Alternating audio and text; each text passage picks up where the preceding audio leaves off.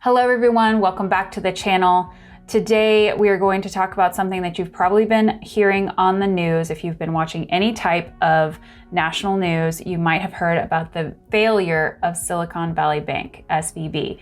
So SVB failed on March 10th, 2023. And then 2 days later, Signature Bank failed right after that. So there's a lot of concern in the banking industry right now, and you might be concerned as a business owner. We also just heard today that when this is being recorded, that UBS is planning to buy Credit Suisse because Credit Suisse is also in trouble, okay? So we do have not just nationally, but internationally kind of a global banking concern. And what I wanna do is talk to you guys about what you need to know as small business owners. This channel is all about helping small businesses with their finances, and banking is absolutely one of those things that we talk about. We talk about it here on the channel, and we also talk about it with our clients. Very, very important. And please make sure that you put any questions or comments that you have in the comment section below, and we are going to stay on top of this and give you guys the information you need so that you can run your small business confidently. With that being said, if you aren't already subscribed to the channel and you do want this kind of information, please make sure you're subscribed. We'd love to have you here. So when it comes to you as a small business owner, one thing that you need to understand is FDIC insurance and the limits associated. So I want to start there, and let's do just a little bit of explaining about FDIC insurance, because it really matters and it helps you understand what risks you are exposed to. FDIC insurance is a program that has been set up that bankers actually pay into. So the banks pay to be a part of the FDIC insurance program. They call it industry funded. It is backed by the federal government, but it is a program that started after the stock market crash and banking crisis in the 1930s, where lots of people lost their money. There were runs on banks. The FDIC insurance came into play. And since it has been started, nobody has ever lost a single dime that has been covered by the FDIC insurance coverage limits, okay? So that is really, really important. This is a very safe program that we have. So the FDIC insures your money up to $250,000 per account category per institution. And we're going to break down those two things. That means that, if a bank were to fail and you were underneath that limit, that the FDIC would come in and get your money really quickly. So I think that's really important to keep in mind. That is a very, very, very safe program, okay? And it is backed by the federal government. If for some reason the FDIC insurance wasn't able to cover it, the federal government would come in and help out. What we need to talk about is if you do have some exposure, that you might have some funds uninsured by FDIC, like if you have amounts over that $250,000. The way that it works is that there's different account categories in banks. So they sell lots of different products and you can participate in lots of different things, but categories would be something like a personal individual account or a personal joint account or a business account. And there's a couple of different categories that they recognize as well. So in that kind of silo of type category, you can have multiple accounts in that type. So for example, a lot of us as business owners, we might have a checking and a savings, but those are both all considered business, a business checking and a business savings. Usually the way that it works is that those would be under the category of business, but then you sum all the individual accounts together to understand how much you have deposited into the bank. In that situation, it's not like you get $250,000 of coverage for your checking account and $250,000 of coverage for your savings account. You would sum them together and all your business accounts would have had coverage of $250,000. So this is important because you might be thinking, oh, I'm good to go because I have multiple accounts, where really you might need to talk to your banker and ask how you can further diversify and reduce your risk of having some uninsured amounts in the banks. Now, lots of us as small business owners are not really going to have to worry about this because none of our accounts are going to be close to that $250,000 threshold. But, if you look at Silicon Valley Bank was mostly businesses. It was startups, and they had a lot of money in there. And I don't really blame them because some of these companies, their payrolls are way more than $250,000. So it's not like you can, put money in so many banks, like there's only so much you can spread around this type of money. So sometimes the accounts have to have more money in them just to be able to let the business flow and do what it needs to do. This is important for you to understand how much money is covered on the FDIC insurance limits of what you have in your business. And you can talk to your bank about what you can do to help kind of spread that out if you need to open different category types. If you maybe even need to take some of the overages and put them into a different institution, that might be a solution for you. That is something you can discuss with your bank, okay? Now, I will be doing another video where I'll actually be showing you how you can tell how much is covered through one of the tools that the FDIC provides. So make sure you stay tuned for that, and make sure you're also subscribed to the channel and that you have the little notification bell on as well, so you know when that comes out. So what do we not want to do as small business owners? The first thing is that we don't want to panic, okay? Remember, stay calm. Think logically through things. Don't do anything in rash, crazy decision-making mode, okay? So first, just take a breath. Hopefully watching a little video will help you a little bit, but first we just need to say, okay, we're understanding our risk. So you've probably looked into the FDIC insurance at this point, so understand your risk. And then what we do not want to do is we do not want to be doing runs on the bank.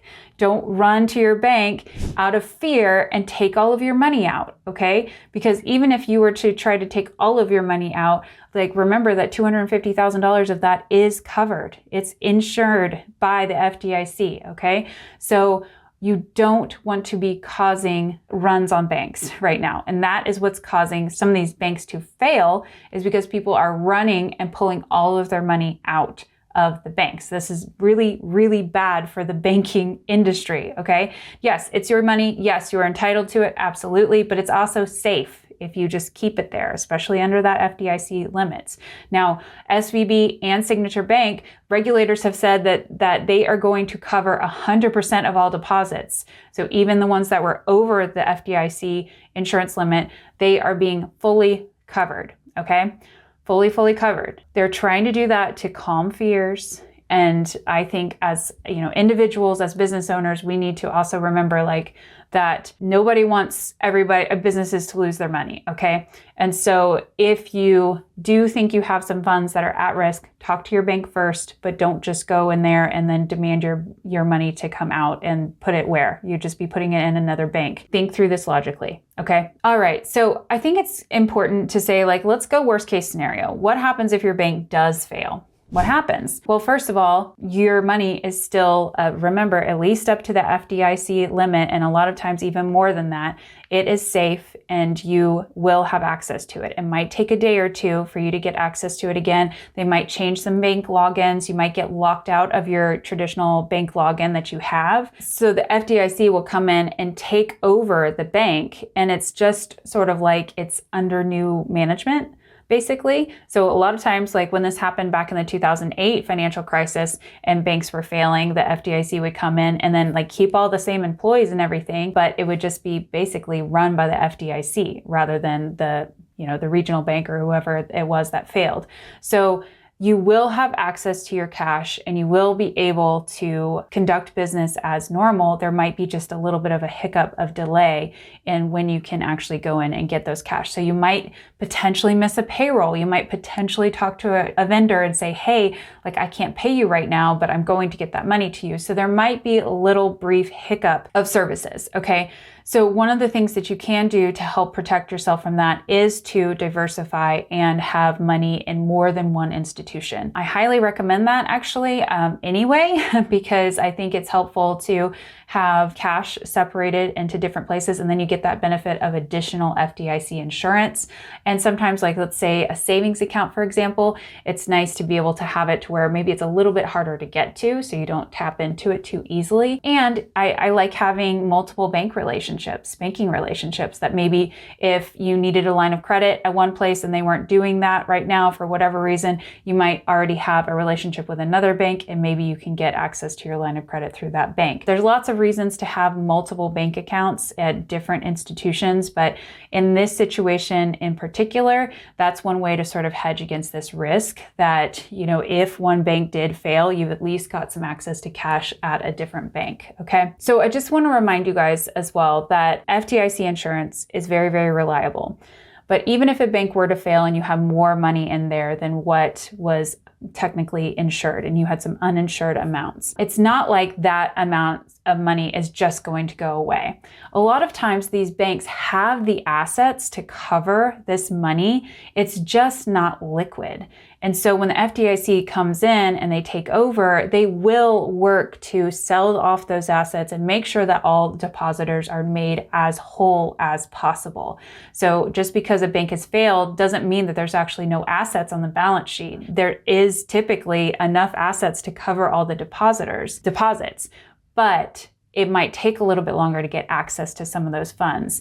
And I want to remind you guys that the biggest bank that ever failed was in 2008. It was Washington Mutual, WAMU. That bank, even though it was 3 times as large as Silicon Valley Bank, no depositors lost money, whether they were over or under the FDIC insurance limit. Okay, so that happened because of the takeover. The Chase Bank ended up buying WAMU, and they were able to cover all of those depositors. So it's not that even if you are under the or over the insurance limit, that you will definitely lose your money. Like it hasn't happened yet. So I want to make sure that you know that. Now, there's no guarantee that all your money will be fully covered. Okay, if it's over that insurance limit. That's why insurance is insurance for a reason. We can guarantee that piece. So we just don't know about the stuff that's over the insurance limit. Obviously, the regulators and the government want us to believe that our money is safe. And so they are doing things right now like covering 100% of the deposits for SVB and covering 100% of the deposits for Signature Bank. But let's say if all banks were to fail, they can't guarantee that type of 100% coverage, okay? So just keep that in mind. Do what you can. This is not time to panic. This is not time to go and pull all your money out of the bank, okay? Just don't do that. It doesn't make any sense. And it's more about understanding your risk and your exposure, okay? So that's step 1. And I want you guys to be able to do that by understanding FDIC insurance, and then also for the next video to actually calculate how much coverage you do have. So I hope this is helpful. Please put any comments or questions in the comment section below. I'd love to engage with you down there, and let us know if you are concerned about anything else, and we will do our research and hopefully bring you more information that's helpful to get you through some of these banking concerns. All right. Thanks, everybody. Bye.